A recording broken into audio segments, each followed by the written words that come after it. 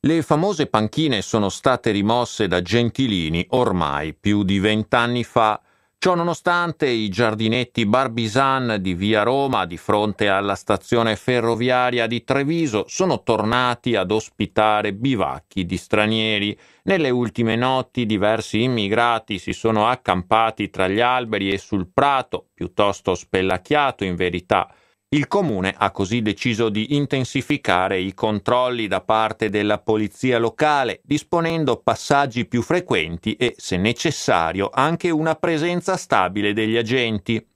L'obiettivo, come spiega il vice sindaco con delega alla sicurezza Roberto Grigoletto, è tutelare il decoro cittadino, oltre ovviamente a prevenire qualsiasi forma di illegalità. Abbiamo deciso di sradicare questo fenomeno prima che attecchisca. Abbiamo osservato che negli ultimi giorni si erano creati dei bivaccamenti assolutamente inaccettabili nei nostri parchi e giardini pubblici, in particolare questi di via Roma, per cui abbiamo deciso di istituire un presidio prolungato della polizia locale che vigilerà affinché non vi siano accampamenti di alcun tipo. Insomma, chi viene qui da altri paesi, che sia in attesa del riconoscimento dello status o che sia ospite delle strutture di accoglienza, deve rispettare le regole della civile convivenza.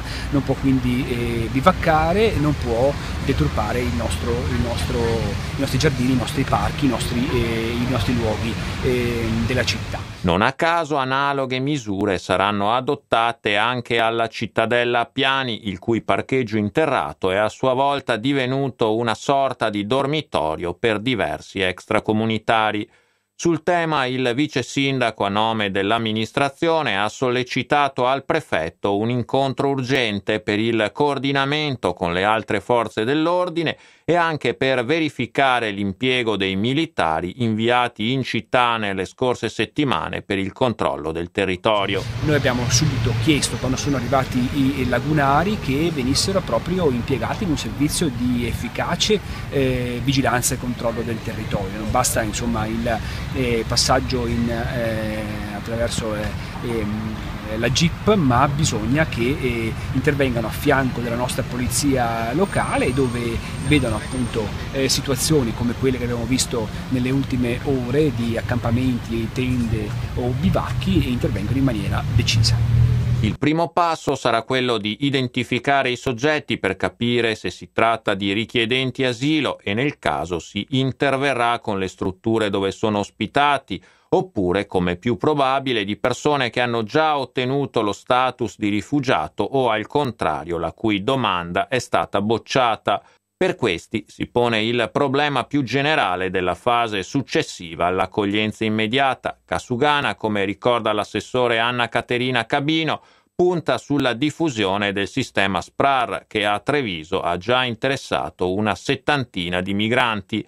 Sono stati avviati anche alcuni progetti specifici, come l'impiego di una 30 di profughi volontari per ripulire dalle erbacce strade e piazze, mentre un'altra iniziativa è in partenza a Sant'Antonino. La anticipa l'assessore Liana Manfio. Però si sta anche preparando un'altra attività, che è quella di sistemazione del parco giochi vicino alla scuola Felicent, dove anche lì hanno firmato come disponibilità volontaria un grande gruppo di volontari, saranno più di 30 mi pare, provenienti dalla Serena, che faranno questo tipo di lavoro preparando dei giochi sia di tipo nostro tradizionale, ma anche per insegnare dei giochi dei loro paesi di provenienza.